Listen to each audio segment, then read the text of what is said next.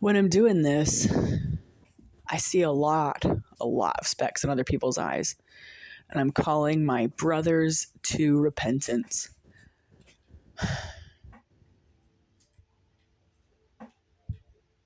That's a heavy act, because what measure you meet.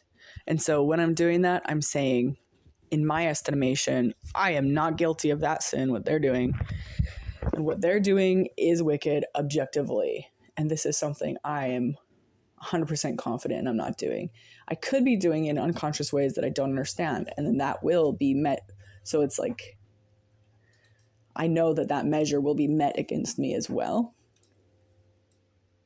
And so when events come back and hit me in my life, I will also be hit with whatever I was unrepentant of in the moment I'd made the judgment. Also, when I'm doing these, I'm calling myself to repentance. I learn things as I talk. And I'm a lot of the time learning as I'm saying it. Like, I don't know this stuff. It's not like I have this database of things I'm drawing on that's just like, I have all these lectures lined up in a bookshelf somewhere in my head. This is stuff I don't know. And it somehow, as I talk, I know it. It helps me to know. It's a selfish act. It's really a selfish act. And that's why I'm doing it this way, because I have been selfishly acting in real life by doing this with other people sometimes.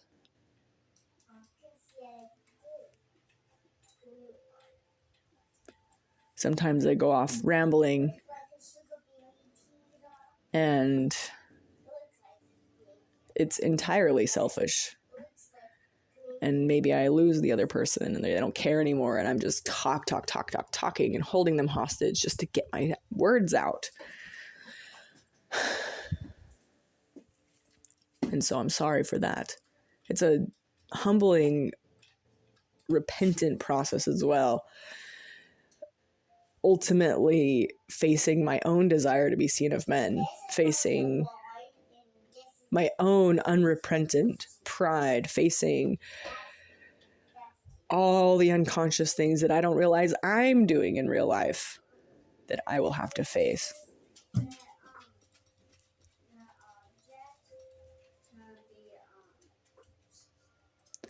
Trying to love God above all others, including myself and my self-importance and my self-image and my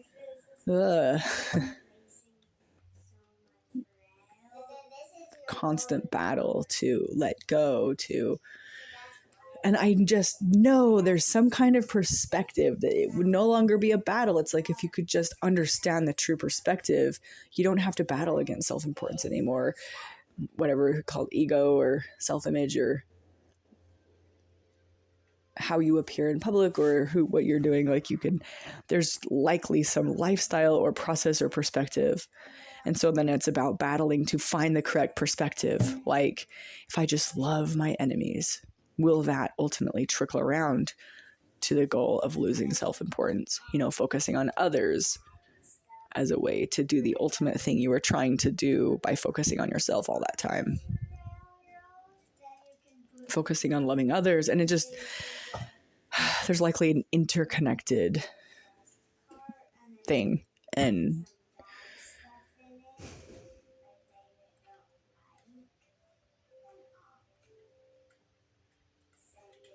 I don't know. It seems like there is a perspective that you could have. There is an understanding or a way of viewing the world that would then make all the pieces fall into place. And why haven't we stumbled upon that way of viewing the world? Why haven't we figured out how to view the world in such a way that all the pieces will fall into place, where now we just don't have a desire to hate our brother? Like, I just don't even want to kill anyone. Like, why would I?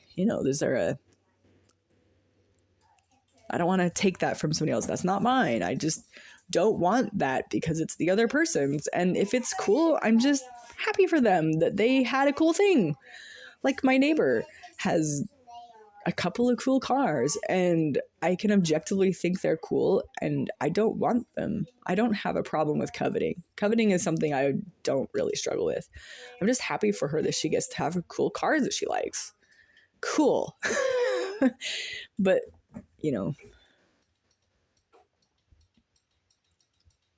there are things that I do struggle with, though, and like tooting my own horn on like, look, I don't struggle with covetousness.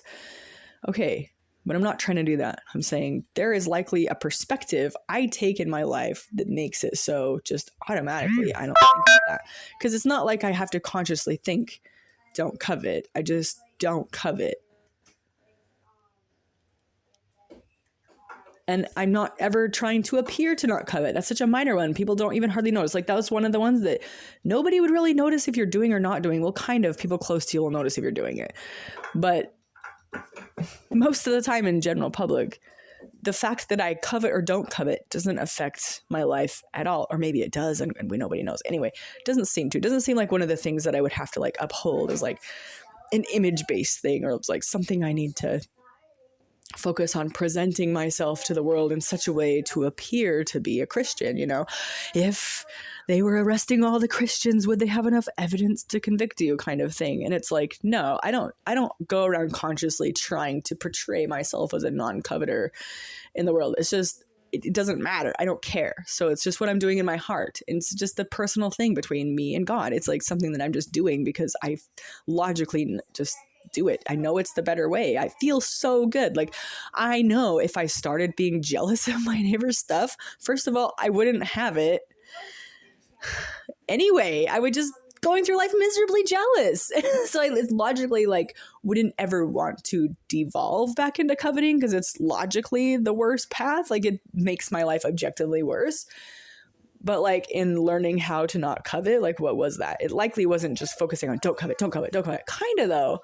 I think when I first learned what the word covet is, it was brought to mind like, am I doing that? And I tried to kind of think about times. And it's like, there were times. There's probably times I'm thinking like, I don't know. But I just kind of generally had a lifestyle and whatever I'm doing, I think not coveting, just the general perspective of just loving the other person. Actually, I'm just happy that they got to have that. We're all in our own perspective. We're in positions. It's just understanding that we're all in our own unique positions. We all have different things happening. Also understanding that every situation I've ever been in, I found a thing to appreciate about it. Whether I'm living on 25 acres in an Amish house or a 900 square foot apartment, you know, it's just like 2 bedrooms for all of us. It's like in both of those cases, there's beauty all around. There is really great opportunities, and there's also really sucky opportunities. There's like good and bad for both, and it's just different.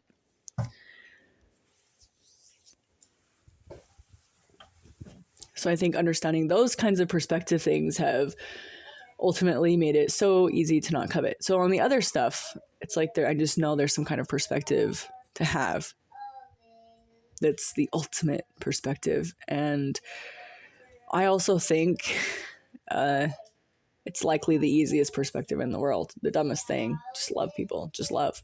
So when I'm saying that, like just love, you know, just the fact of me saying that, does that indicate that I'm not already there and all the way there?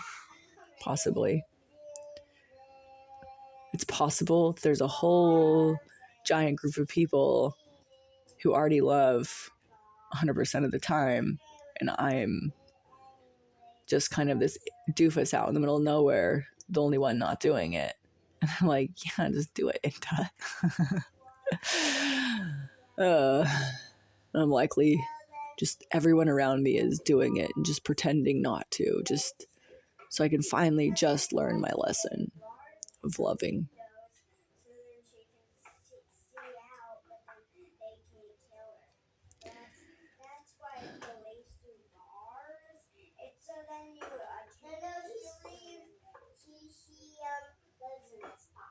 And why don't I just do it naturally?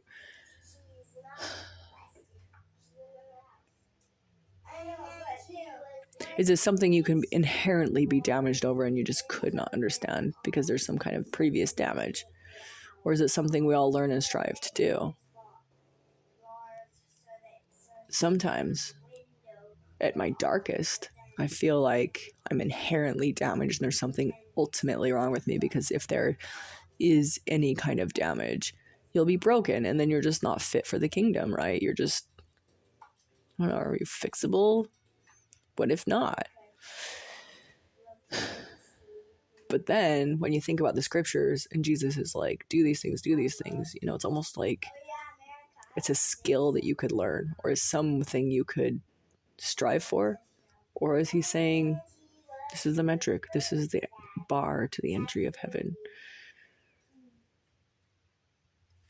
And heaven is the state of mind you're in when you no longer covet, when you lose self-importance, when you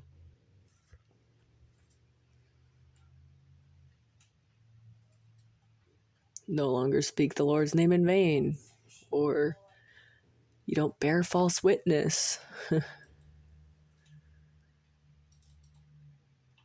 When you love God above all others and you love your neighbors yourself, like all that stuff. You're doing that fully in your heart. Is that heaven? Is that the true perspective? Is that heaven? Is that what Jesus has? Is that what he says? I am the way. I am the truth. I am the light. I've done it. I'm doing it. Do it like me. Do it. I want you here. I want you here in this love position. Greater love hath no man than this, than a man lay down his life for his friends.